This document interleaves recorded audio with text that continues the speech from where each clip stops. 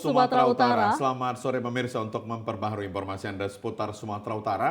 Sumatera Utara hari ini hadir kembali menjumpai Anda edisi Selasa 5 Maret 2024. Kali ini bersama saya Karyawan Sebiring. Dan saya Azifa Zahriadi. Sejumlah informasi menarik akan kami hadirkan untuk Anda dan berikut kita awali informasi selengkapnya.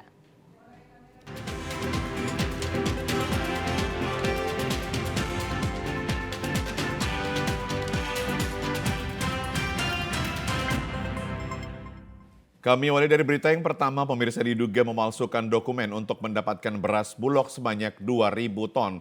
Polda Sumatera Utara melalui Direktorat Reserse Kriminal Khusus mengamankan seorang pria berinisial AKL. Ditreskrimsus Polda Sumatera Utara mengamankan seorang pria berinisial AKL yang diduga memalsukan dokumen sebuah kilang padi yang berada di Kabupaten Deli Serdang.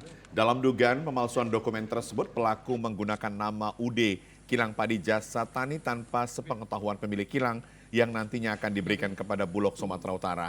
Aksi pelaku yang tergolong rapi ini setidaknya sudah mendapatkan 2.000 ton beras Bulog yang telah dijual pelaku ke wilayah Pulau Jawa dan Provinsi Riau. Kabid Humas Polda Sumatera Utara Kombes Pol Hadi Wahyudi mengatakan, menurut hasil pemeriksaan penyidik terhadap pelaku, 2.000 ton beras Bulog yang berhasil didapatnya dikirim sebanyak 4 tahap, di mana setelah 1.000 lebih beras sudah berhasil dijual pelaku. Selain itu, penyidik sudah melakukan penyelidikan di mana pelaku AKL tidak memiliki izin usaha dalam mendistribusikan beras. Jadi hasil penyelidikan yang dilakukan oleh teman-teman dari Direktorat Kriminal Khusus Polda Sumatera Utara bahwa tersangka AKL ini tidak memiliki perusahaan yang bergerak di bidang penggilingan kilang padi. Tersangka adalah sebagai pengusaha yang selama ini sebagai pengusaha distributor beras dan gula di Sumatera Utara. Saat ini pelaku AKL sudah mendekam di dalam sel Polda Sumatera Utara. Penyidik sudah melakukan pendalaman terhadap pelaku untuk keterlibatan oknum terkait dalam pemalsuan dokumen tersebut. Di informasi lainnya pemirsa, kapal pengawas hiu 16 milik Kementerian Kelautan dan Perikanan berhasil mengamankan 1 kapal ikan asing berbendera Malaysia yang melakukan pencurian ikan di perairan Selat Melaka pagi tadi. Dalam penangkapan, petugas sempat berikan tembakan peringatan terhadap kapal yang mencoba kabur hingga ABK asing melompat ke laut. Kapal pengawas hiu 16 milik Kementerian Kelautan dan Perikanan melakukan pengejaran kapal ikan asing berbendera Malaysia yang mencuri ikan menggunakan alat tangkap jenis trawl di perairan Selat Melaka, Indonesia. Dalam penangkapan ini sempat diwarnai aksi kejar-kejaran di tengah laut. Petugas juga memberikan tembakan peringatan ke udara. Namun kapal asing mencoba kabur hingga anak buah kapal melompat ke laut dan berhasil diamankan. Setelah hampir setengah jam melakukan pengejaran terhadap kapal nelayan asing berbendera Malaysia, petugas berhasil mengamankan 5 awak kapal warga negara Myanmar dan menemukan tangkapan ikan curian sebanyak 110 kg yang tidak memiliki dokumen resmi. Kini seluruh barang bukti 1 unit kapal ikan asing beserta 5 ABK telah dibawa ke dermaga Stasiun Pengawasan Sumber Daya Kelautan dan Perikanan Langsa untuk dilakukan pemeriksaan lebih lanjut dan proses hukum. Kumpulkan di depan, kumpulkan di depan. Kita ke informasi lain, pemirsa. Sepasang suami istri di Kabupaten Deli Serdang, Sumatera Utara ditangkap petugas Badan Narkotika Nasional Provinsi Sumatera Utara karena menjual narkotika jenis ganja ke sejumlah provinsi di Indonesia. Dalam menjalankan aksinya, Pasutri ini memanfaatkan jasa pengiriman barang atau ekspedisi untuk memasok narkoba ke beberapa daerah. RM dan ZH yang merupakan sepasang suami istri yang tinggal di kawasan Percut Setuan Kabupaten Deli Serdang ini ditangkap petugas BNN Provinsi Sumatera Utara karena kedapatan memiliki 5,5 kg daun ganja kering. Keduanya diketahui merupakan pemasok narkoba ke sejumlah provinsi di Indonesia dengan memanfaatkan jasa pengiriman barang sebagai perantara pengiriman narkoba. Kepala Bidang Pemberantasan BNN Sumatera Utara Kombes Pol Denny Situmorang menyebut dari hasil pemeriksaan awal, Sepasang suami istri yang ditangkap pihaknya ini tercatat sudah berulang kali mengirimkan narkoba ke sejumlah daerah. Narkoba yang disita dari keduanya kemudian langsung dimusnahkan menggunakan mesin insinerator bersamaan dengan barang bukti lain hasil sitaan dari 6 tersangka yang ditangkap dalam kurun waktu 3 bulan terakhir. Dari total 8 tersangka yang ditangkap, terdapat 7 kg sabu dan 10 kg ganja yang dimusnahkan dengan disaksikan para tersangka. Bukan sekali, bahkan dia sudah pernah kirim ke Jawa Barat, NTB, dan kita berkoordinasi juga sama rekan-rekan kita yang dari BNP sana. Untuk berkasnya nanti diperiksa kembali, saling bertukar data, dan apa yang dibutuhkan. Seperti ini sudah perbuatan berulang. 8 tersangka yang terlibat dalam kasus ini kini terancam penjara selama 20 tahun, seumur hidup, hingga hukuman mati karena dijerat dengan Undang-Undang Nomor 35 Tahun 2009 tentang narkotika. Kita ke informasi lainnya, pemirsa. Pihak kelurahan melakukan mediasi antara warga Medan Maimun dengan pihak sekolah swasta terkait penembokan jalan. Mediasi yang sempat berjalan lancar ini berakhir ricuh karena warga menuntut tembok segera dibongkar. Warga Jalan Brigjen Katamso Gang Abadi melakukan mediasi dengan pihak sekolah swasta di aula kantor Lurah Seibati, Kecamatan Medan Maimun kemarin. Sebelumnya diberitakan masyarakat protes dengan pihak sekolah swasta karena telah melakukan penutupan jalan dan penembokan secara sepihak. Diketahui jalan yang berstatus jalan kota ini merupakan akses warga untuk melintas sehari-hari. Mediasi yang berlangsung selama 2 jam lebih, warga menuntut kepada pihak sekolah yang melakukan penembokan untuk segera membongkar gang yang merupakan akses masyarakat dalam beraktivitas. Bahkan adu mulut sempat terjadi ketika masyarakat meminta pihak sekolah untuk menunjukkan bukti jual belinya dengan masyarakat yang sebelumnya diakui sebagai dasar sekolah untuk melakukan penembokan. Kepala Lingkungan 1, Dedi Iktisan Lubis, mengatakan pihaknya sudah merekomendasikan pembongkaran kepada dinas terkait karena pihak sekolah melakukan penembokan secara sepihak tanpa dilakukan musyawarah terlebih dahulu. Nanti keputusannya kan kita dari kelurahan tadi dan pihak kecamatan akan membuat surat, akan menyampaikan ke pihak terkait. Karena saya lihat juga agak alot ya, karena ya global juga belum ada jawaban kapan untuk merubuhkan tembok itu.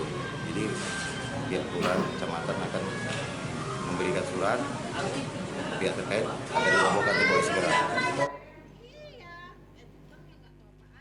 Pemirsa, 2 orang supir truk bermuatan tanah timbun dianiaya puluhan orang tak dikenal dengan menggunakan senapan angin dan senjata tajam di Jalan Jamin Ginting, Pancur Batu kemarin.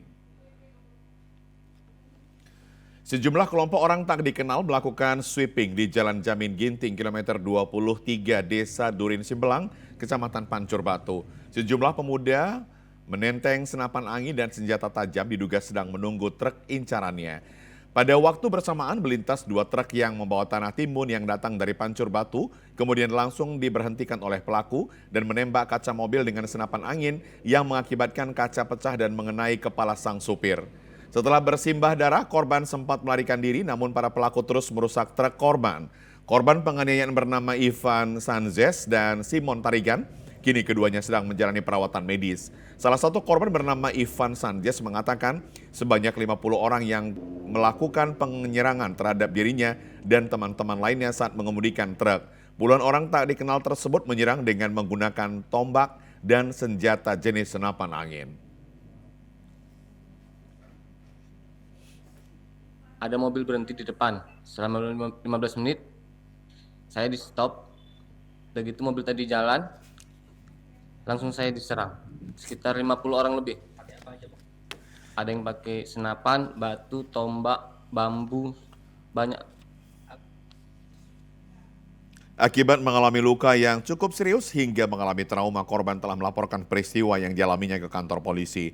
Korban berharap polisi dapat menangkap para pelaku dan memberikan hukuman yang setimpal atas perbuatannya.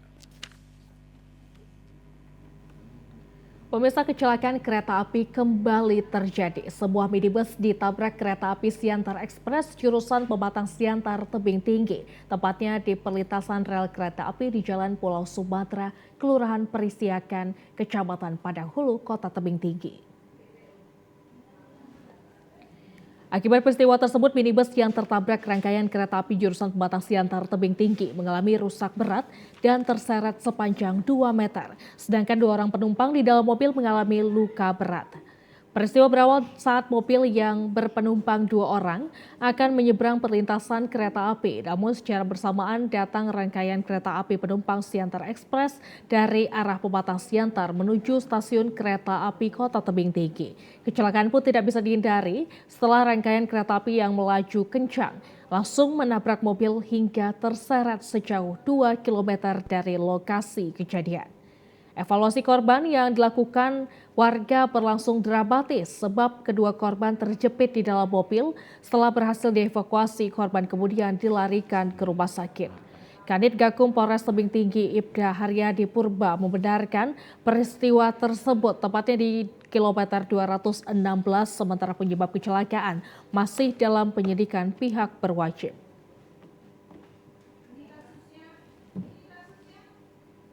Kini kasusnya masih dalam penyidikan Satlantas Polres Tebing Tinggi. Untuk barang bukti, kini bangkai mobil diamankan di kantor Satlantas Polres Tebing Tinggi. Dulu lagi yang apa ini?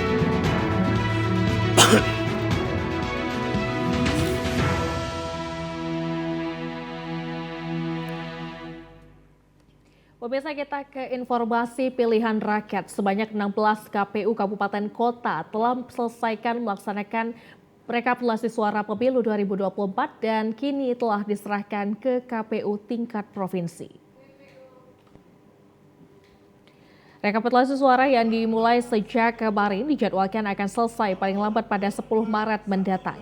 Rapat pleno terbuka rekapitulasi hasil perhitungan perolehan suara pemilu 2024 yang berlangsung di salah satu hotel di Kota Medan juga dihadiri Bawaslu, KPU Kabupaten Kota serta saksi-saksi partai.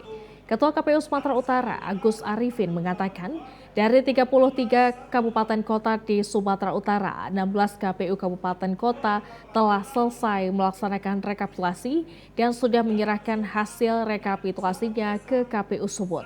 Meski ada beberapa hasil rekap yang masih dalam proses pengiriman. Agus menyatakan masa rekapitulasi di tingkat kabupaten kota berakhir pada Selasa 5 Maret hari ini. Namun apabila belum selesai sesuai dengan jadwal, KPU Kabupaten Kota masih dapat mengajukan surat permohonan untuk masa perpanjangan rekapitulasi. 16 KPU Kota yang telah menyelesaikan kegiatan dimaksud dan sisanya itu masih dalam proses seperti itu. Yang sudah selesai misalnya yang hadir hari ini ya, ada tadi sudah mereka membacakan hasilnya, ada dari Siantar, kemudian juga nanti ada dari Tapsel nanti proses, dan juga ada dari Karu, dari Tebing, Membahas, Palas, dan beberapa lagi juga dalam perjalanan. Secara nasional, rekapitulasi hasil perhitungan suara dijadwalkan akan berlangsung hingga 20 Maret mendatang yang disertai dengan pengumuman hasil Pilpres 2024. Pemirsa, puluhan massa dari Aliansi Masyarakat Ulu Sosa melakukan aksi unjuk rasa di kantor Bawaslu Kabupaten Padang Lawas Utara untuk menuntut Bawaslu memberikan rekomendasi perhitungan suara ulang di TPS 1, 2, 3, dan 4. Massa mendesak agar Bawaslu Padang Lawas memberikan rekomendasi untuk diadakan perhitungan ulang di TPS 1, 2, 3, dan 4 Desa Harangjulu karena diduga adanya kecurangan yang dilakukan oleh kelompok penyelenggara pemungutan suara saat perhitungan suara. Ketegangan dapat diredam setelah aparat keamanan dari kepolisian dan TNI menenangkan massa yang memanas karena menilai Bawaslu tidak menanggapi laporan para pendemo. Koordinator aksi Marhan Hasibuan mengatakan aksi yang dilakukan oleh Aliansi Masyarakat Ulu Sosa merupakan tindak lanjut dari aksi sebelumnya. Hari ini mereka datang untuk menyerahkan tambahan bukti adanya dugaan penghilangan serta penggelembungan suara kepada salah satu caleg partai politik. hari ini kami datang dan meminta kepada Bawaslu untuk memberikan rekomendasi dari Bawaslu untuk membuka TPS 1, 2, 3, dan 4 Desa Haranggulu, Kecamatan Hulu Sosa. Bukti kita sudah lengkap, tinggal proses dari Bawaslu. Marhan menegaskan masyarakat Hulu Sosa akan terus melakukan aksi demonstrasi sampai tuntutan mereka dikabulkan Bawaslu, memberikan rekomendasi penghitungan suara ulang diberikan.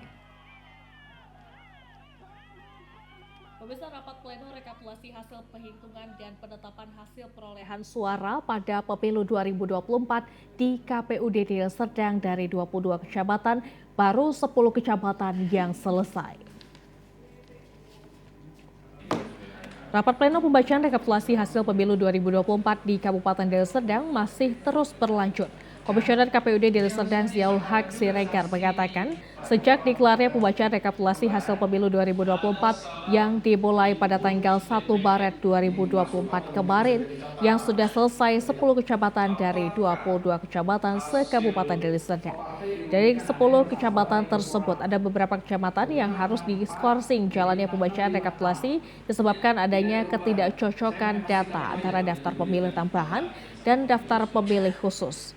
Untuk rekapitulasi hasil Pemilu 2024 di Kabupaten Deli Serdang, sepertinya tidak akan tepat waktu selesai pada 5 Maret 2024, mengingat baru 10 kecamatan yang dibacakan, dan pihak KPUD Deli Serdang akan melakukan rapat internal dan bermohon ke KPU RI melalui KPU Provinsi Sumatera Utara. Ketika teman-teman ini membacakan rekapitulasi hasil di tingkat kecamatannya, ini ada beberapa perbedaan data terkait penggunaan daftar pemilih tambahan, kemudian daftar pemilih khusus. Itu yang membuat sehingga beberapa kecamatan ini kita skor waktunya untuk mensinkronkan data tersebut. Pelaksanaan rapat pleno ini mendapatkan pengawalan ketat dari Bawaslu Deli Serdang dan pihak kepolisian dari Polresta Deli Serdang.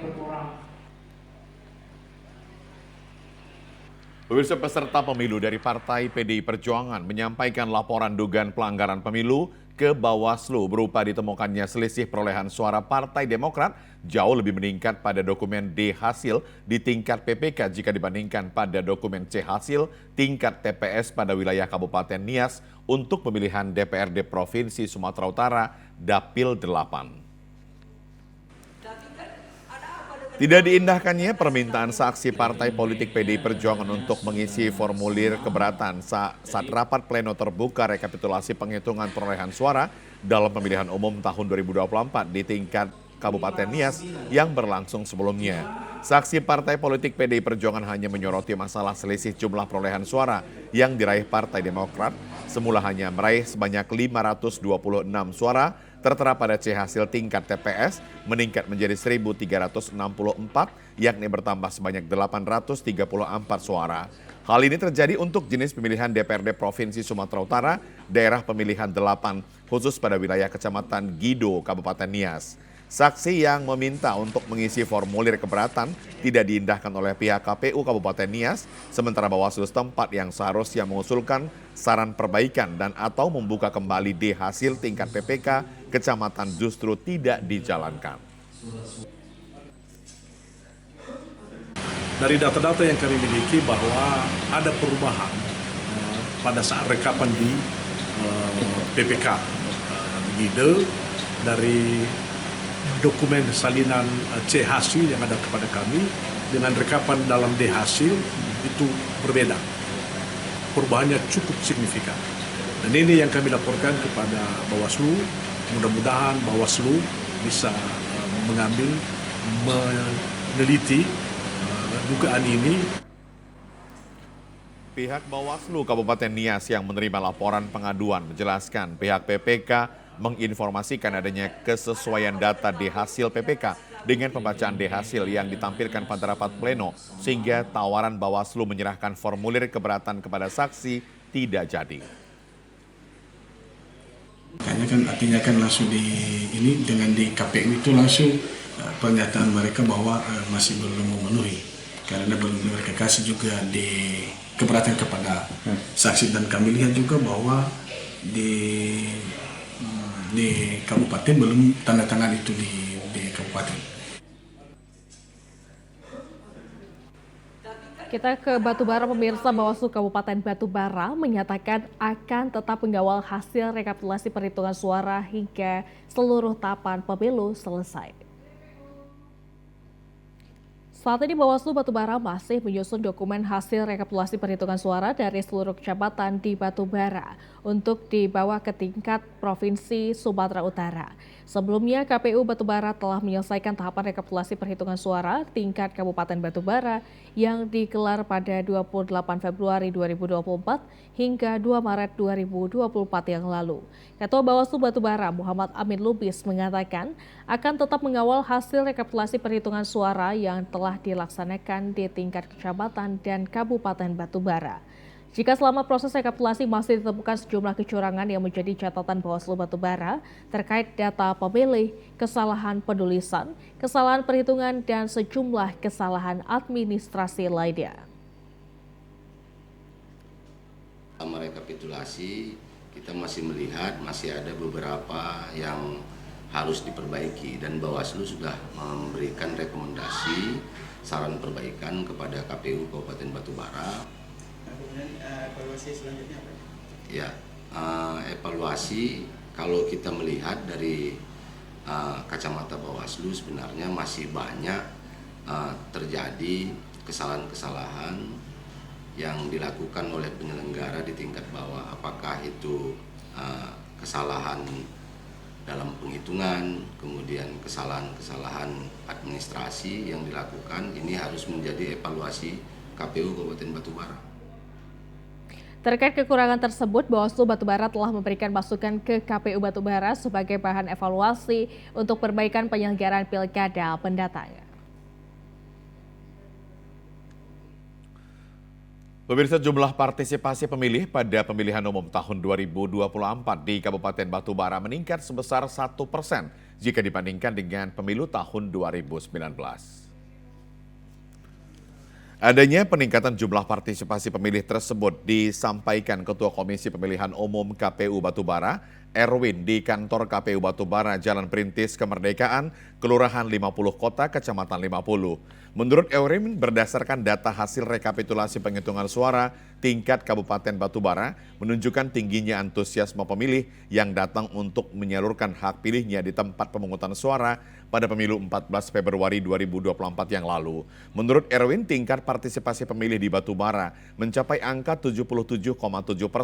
Sementara pada pemilu tahun 2019 yang lalu, partisipasi pemilih di Batubara berada di angka 76%. Pada pemilu 2024 terdapat 316.635 pemilih yang tercatat dalam daftar pemilih tetap yang tersebar di 1.446 TPS pada 12 kecamatan di Kabupaten Batubara. Erwin menambahkan tahapan pemilu 2024 di Batubara sudah hampir rampung setelah KPU Batubara menyelesaikan rekapitulasi penghitungan suara tingkat kabupaten yang digelar pada 28 Februari 2024 hingga 2 Maret 2024 yang lalu. Saat ini Kabupaten Batubara akan segera mengikuti rekapitulasi penghitungan suara di tingkat Provinsi Sumatera Utara. Melihat perkembangan rekapitulasi di 12 kecamatan, kami melihat partisipasi yang ada di Batubara ini cukup bagus ya, baik. Ini ditandai dengan naiknya angka partisipasi yang dulunya 76%. Hari ini kita melihat ada 77,7% dari jumlah pemilih kita yang hadir itu yang ada 335 pemilih.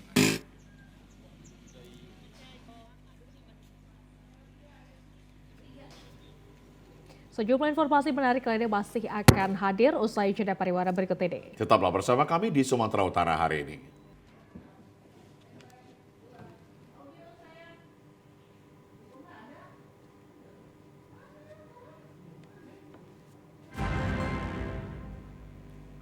Terima kasih Anda masih menyaksikan Sumatera Utara hari ini. Pemirsa, Lembaga Penyiaran Publik TVRI Sumatera Utara mendapat peringkat kedua penilaian penggunaan uang persediaan dengan implementasi KKP dan peringkat ketiga penilaian penggunaan cashless society di lingkungan kerja Kantor Pelayanan Perbendaharaan Medan II.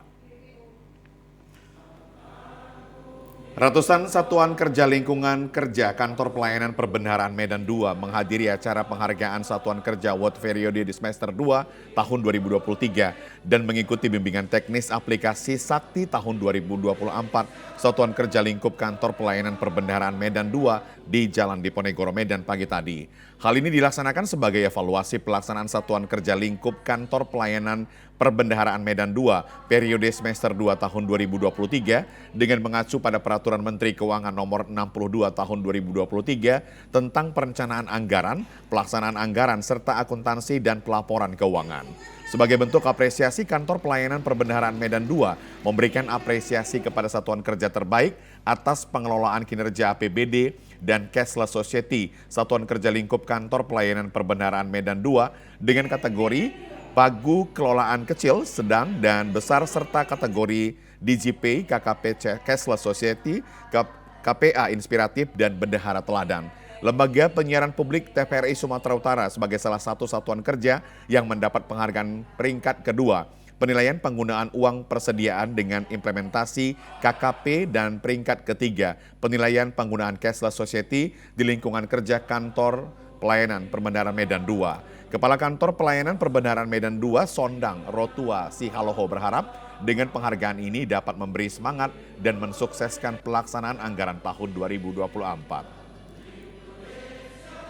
Sesuai dengan kami pada hari ini, pada kesempatan ini juga kami akan memberikan apresiasi kepada Bapak dan Ibu Satuan Kerja yang telah berprestasi di dalam pelaksanaan anggaran dalam bentuk piagam penghargaan.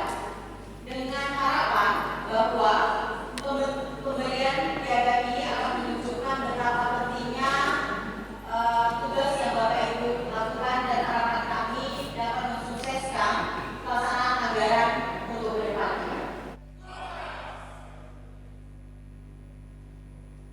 Kita ke Kabupaten Karo, pemirsa. Kodim 0205 TK beserta Forkopimda Kabupaten Karo meninjau program kegiatan TNI Manunggal membangun desa reguler ke-119 tahun 2024. Sasaran lokasi pembangunan jalan dan jembatan di Desa Mbambal Petarum, Kecamatan Laubaleng. Pembangunan fisik TMMD ke-119 tahun anggaran 2024 di wilayah Korem 0203, maksud kami 023 KS Kodim 0205 Tanah Karo dengan kegiatan pembukaan jalan 2 km, jembatan, dan drainase atau parit di luar kawasan peternakan umum Mbambal Petarum Desa Mbambal Nodi, Kecamatan Laubaleng, Kabupaten Karo. Kodim beserta rombongan melakukan peninjauan kegiatan TMMD dan memberikan arahan kepada anggota Satgas TMMD reguler ke-119 yang berada di lokasi sasaran kegiatan. Pembukaan jalan antar dusun dan satu jembatan. Jalan ini dibuat agar jalan tidak lagi berada di dalam kawasan peternakan umum. Dandim 0205 Tanah Karo Letkol Infantri Ahmad Afrian Rangkuti mengatakan, walau kondisi lokasi yang berat dan cuaca cukup panas, semoga kegiatan TMMD dapat berjalan lancar, tidak terkendala satu apapun, dan kebersamaan prajurit Manunggal dengan masyarakat sehingga kegiatan TMMD bisa selesai tepat waktu sesuai ditargetkan. Medan seperti di sini, seperti kita lihat sendiri, ya cukup panas. Juga kalau untuk ketinggi ini dataran rendah. Saya harap ya cukup menantang lah untuk pekerjaan ini. Pesan kita untuk para prajurit gimana? Untuk pesan para prajurit tentu jaga kesehatan, terus meningkatkan baik-baik dengan rakyat sehingga tujuan dan sasaran dari TMMD ini dapat tercapai. Bupati Karo Koris Sriwati Sembayang mengatakan pemerintah daerah dan masyarakat mengapresiasi dan mendukung TMMD ini sebagai upaya percepatan terobosan pembangunan di daerah pedesaan serta sebagai langkah peningkatan infrastruktur dan meningkatkan kesejahteraan.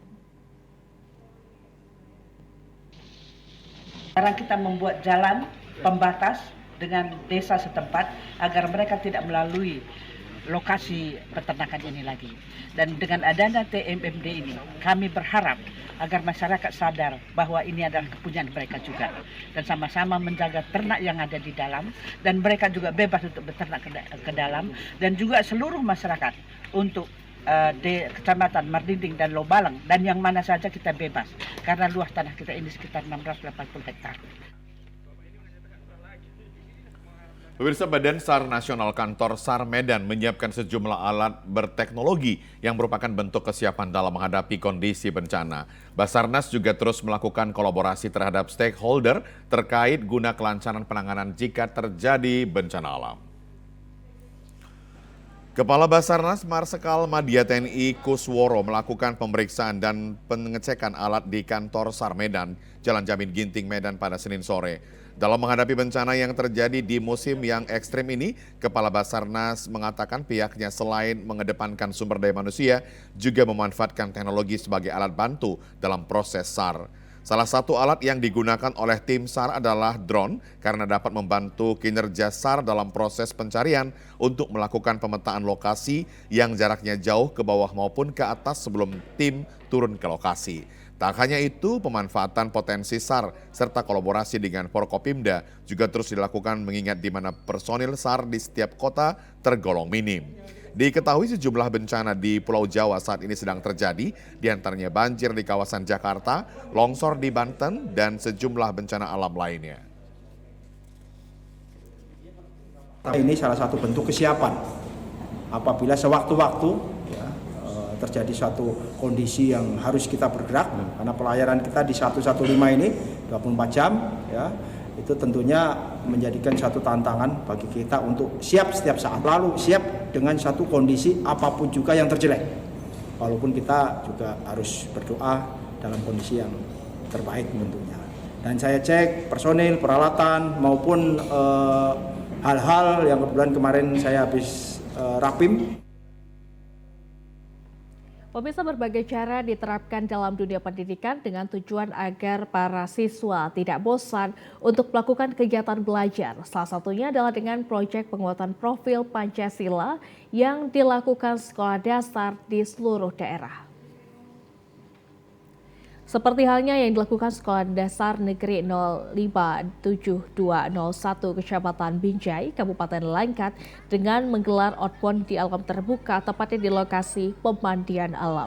Kegiatan yang dilakukan diantaranya adalah flying fox atau menyeberangi sungai dengan menggunakan tali sambil bergantung. Aneka ragam permainan dan kreativitas siswa guna menumbuhkan rasa kebersamaan dan kekompakan.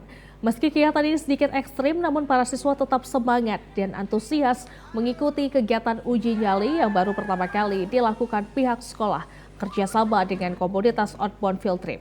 Kegiatan di luar kelas atau belajar di alam terbuka ini merupakan terobosan dalam dunia pendidikan dengan tujuan agar para siswa tidak bosan dan jenuh untuk melakukan kegiatan belajar. Kepala Sekolah Febi Prayanti mengatakan kegiatan outbound ini merupakan penerapan dari program proyek penguatan profil Pancasila dengan menumbuhkan kreativitas para siswa dengan harapan bisa lebih semangat untuk melakukan kegiatan belajar.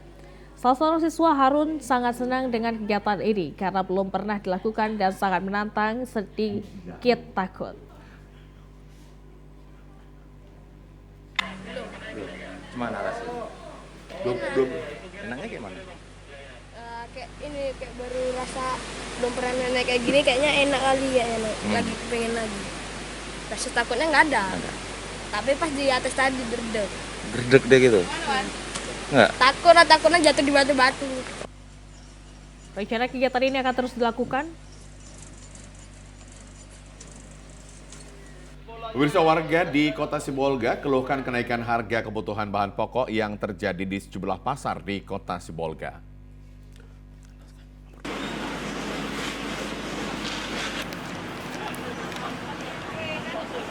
Saat ini harga kebutuhan pokok di sejumlah pasar Kota Sibolga mengalami kenaikan harga rata-rata mencapai 30 hingga 50%. Seperti gula pasir dan minyak goreng mengalami kenaikan harga mencapai Rp100.000 hingga Rp3.000. Sedangkan beras dari berbagai merek ini harga per karungnya mengalami kenaikan berkisar Rp25.000 hingga Rp30.000. Cabai merah, bawang merah, dan sayur mayur juga harganya terus merangkak naik. Bahkan kini bawang merah menembus harga Rp50.000 per kilogramnya. Sedangkan cabai merah mencapai Rp55.000. Warga mengaku melambungnya harga kebutuhan pokok semakin menyulitkan untuk memenuhi kebutuhan pokok. Cara mensiasati untuk mencukupi kebutuhan pokok tersebut, para ibu rumah tangga pun terpaksa mengurangi jumlah pembeliannya. Terpaksa mengurangi jumlah pembelian bahan kebutuhan gitu kan?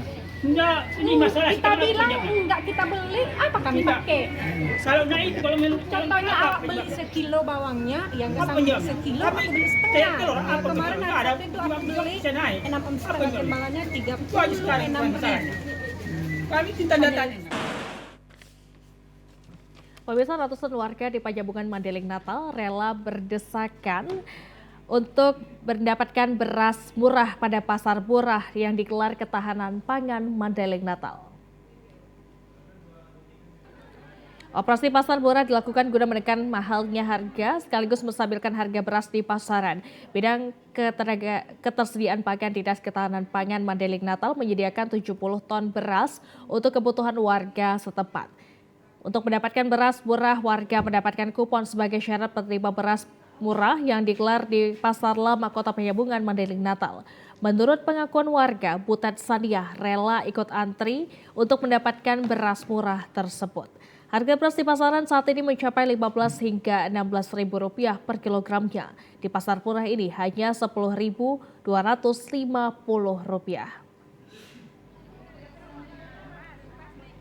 Kilonya 11.500. Ada.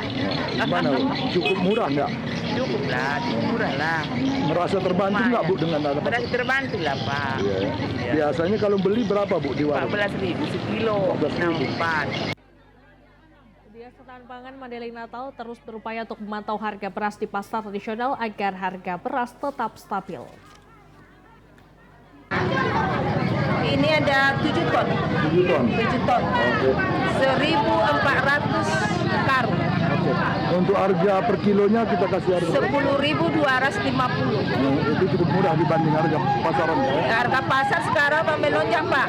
Ada 15.000, 16.000, 16,5. Gimana Bu antusias warga masyarakat?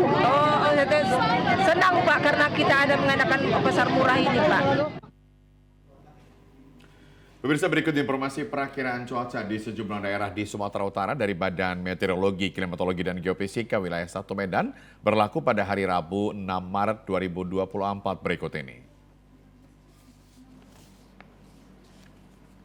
Halo Sobat BMKG, berjumpa kembali bersama saya Marta Manurung, perakirawan cuaca Balai Besar MKG wilayah 1 yang akan menyampaikan informasi perakiraan cuaca dan hotspot Provinsi Sumatera Utara untuk hari Rabu 6 Maret 2024. Pada pagi hari, wilayah Sumatera Utara diperkirakan berpotensi hujan ringan di Nias Utara, Gunung Sitoli, Nias Barat, dan Nias Selatan.